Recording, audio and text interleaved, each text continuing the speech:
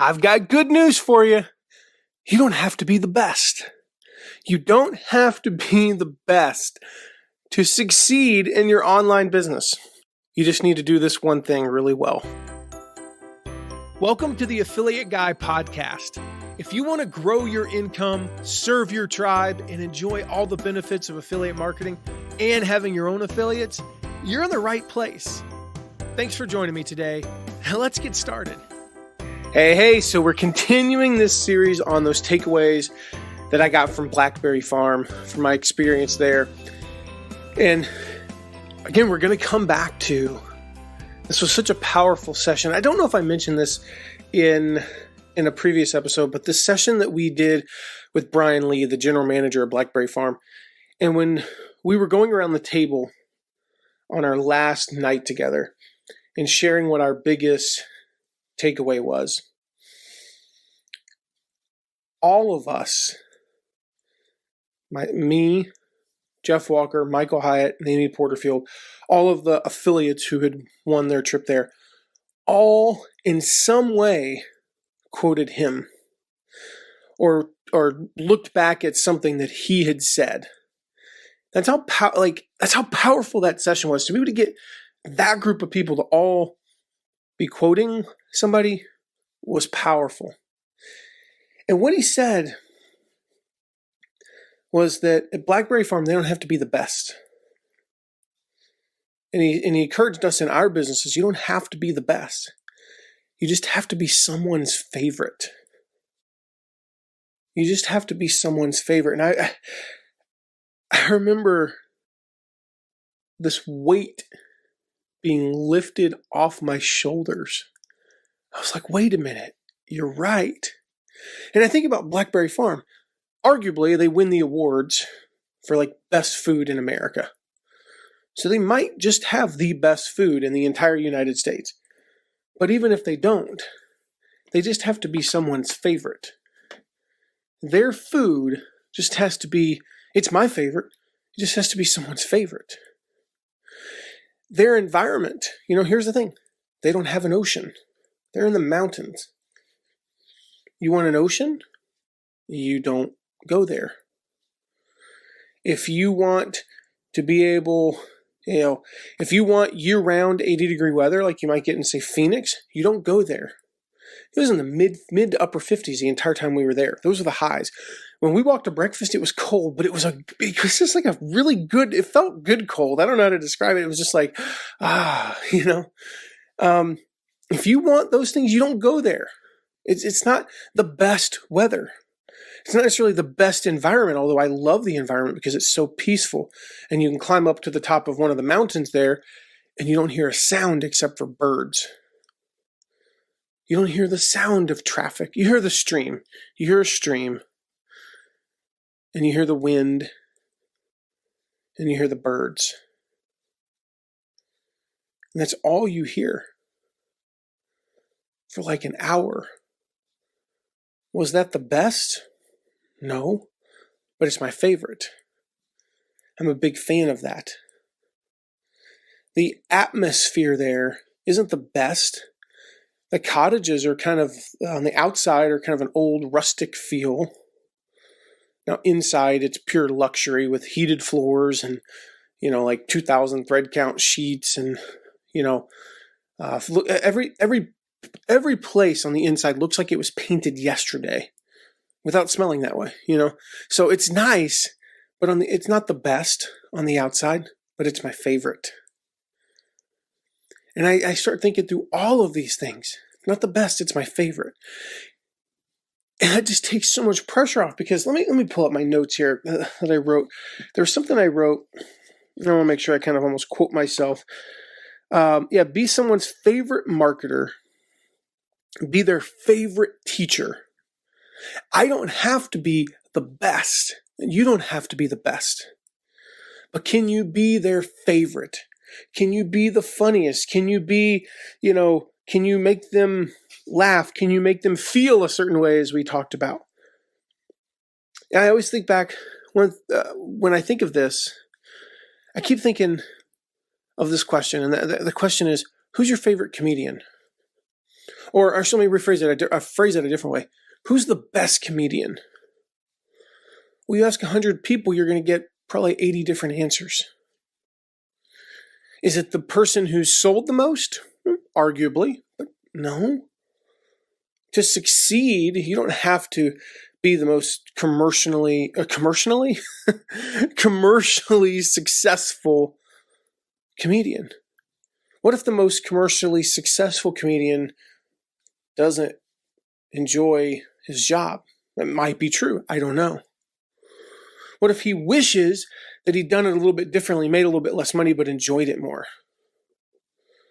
Well, who's the best comedian? Well, I think it's Brian Regan, or Jim Gaffigan, maybe. But there are people who don't get their humor. And they think the best is Dave Chappelle or Jerry Seinfeld or Jay Leno or Jimmy Fallon or Ellen DeGeneres. The list goes on of people who could be the best comedian, but it doesn't even matter. Because to you as an individual, you have a favorite. You have a favorite. And so I say, oh my gosh, Brian Regan's hilarious. And you say, I don't get his jokes. Or is either one of us wrong? No. So be someone's favorite. And how you do that, the Blackberry Farm model is they go out of their way to be an individual's favorite by doing the little things. One of the reasons they're my favorite is because they learned what we drink and they had it in the fridge the whole time. Once they learned, they had it stocked. One of the reasons they're my favorite is because I value coming back after going to dinner at the Barn, which is their fancier restaurant. You have to wear a sport coat and stuff. So I've worn a sport coat 4 times in the past 3 weeks, which is really unique for me. Twice once for a wake, or for a visitation, once for a funeral, and then twice at the barn at Blackberry Farm. And so, but it's, I think it's like 0.9 miles from our cottage. So we drove our golf cart, down there, and it was chilly. We were driving back at like 10 o'clock at night. So I value walking into that room and having a fire going. So one of the things that makes them my favorite is that I can tell them earlier in the day, I want that fire, I want it to be a little bit past its peak when we get back at about 10 o'clock. And that the room will be warm and we get to hear the fire crackling as we go to sleep. That's something I value when I'm there. I value that more than what channels they have or how, admittedly, their TV, not very nice. In fact, they hide it behind the doors. And we watched TV for a grand total of 45 minutes the whole time we were there. I don't value that. I don't value how nice of a TV they have or what channels they get.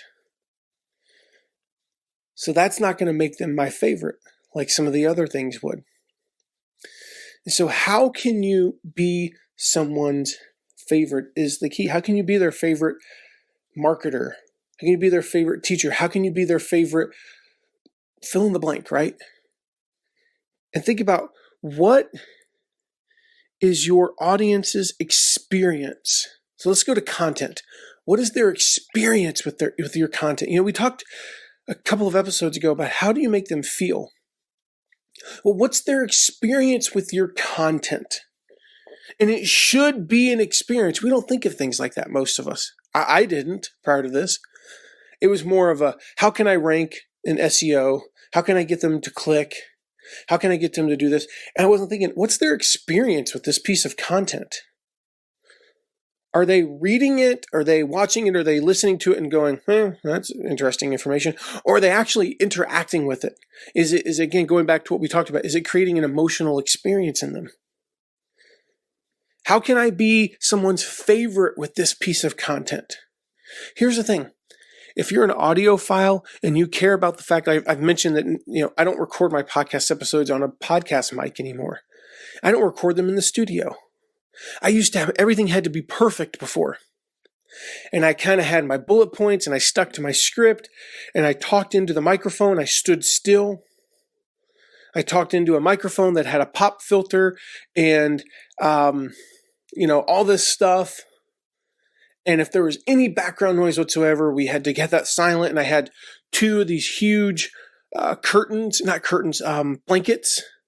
like the sound reduction blankets on either side of me. And I literally was standing to where 6 inches on the other side was this blanket. So it would muffle the sound. And that was my setup.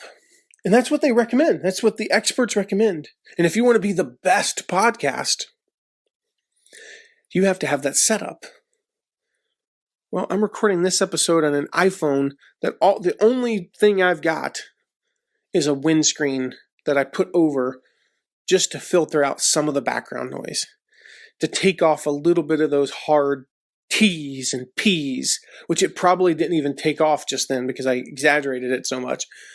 And if I am outside, because I'll record a lot of podcasts now while I'm walking or at a gas station, or while I'm on a hike. In that case, you hear a lot of background noise, even with the windscreen, and it is what it is.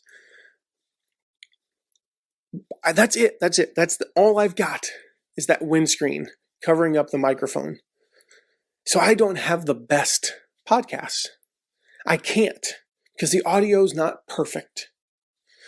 And so if you're an audio snob, and there's nothing wrong with being an audio snob, you might be turned off by my podcast. Okay. But I can be someone's favorite. Hopefully I'm your favorite because I'm in my element.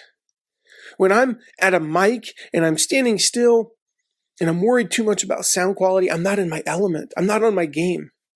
When I'm doing this, I'm on my game. This is how I'm my best. I feel like I'm having a conversation with you. And hopefully it feels that way to you. I'm just having a conversation with you. And so speaking of that, I would love your feedback. There's a couple ways you can leave feedback. Let others know I'm your favorite. I just realized my stomach's growling because I haven't eaten yet. And so maybe the mic picked that up. I'm like, ooh, that's actually noticeable. I don't know. We can edit that out in post-production probably. But even then, we're not really doing anything other than just removing 90% of background noise. So you might hear me walking. I don't know. Anyway, leave a rating and review. That helps us to get visible to more people, helps more people find us in this message. And again, in our mission to help people succeed with their online businesses, to help 100,000 people make their first dollar online. That's our big mission as a company. And then secondly, when you do that, we'll make sure to mention you on the show. So I'm going to start doing that as well coming up. That just helps us get seen by more people. So leave a rating review. That's one way you can communicate with us. Also, go to asktheaffiliateguy.com and ask your questions. That's going to be a lot of our content. It always has been, and it always will be. A lot of our content is just Q&A. You ask a question, I answer it on the podcast. We prefer if you leave a voicemail through SpeakPipe, but if you want to write in, that's cool too. We just we kind of give preferential treatment to the ones that record there. So if we got some awesome episodes coming up with that. So asktheaffiliateguy.com. You can communicate with us there. Connect with us on social media. Just go to mattmcwilliams.com and click on the social media icons. That's another great place to ask us questions. Come to our Facebook Lives and engage with us there. So we want to be your favorite. But if we're not your favorite, that's okay too. And we're not gonna try to be the best. We're just gonna try to be some group of people's your favorite, and you should do the same in your business. So with that, we'll wrap up, and I'll see you in the next episode. Thank you so much for listening today. Remember to check out all of our deep dives into affiliate marketing at theaffiliateguy.tv. And if you have a question, you can ask it at asktheaffiliateguy.com. Who knows? Might end up being featured on this podcast.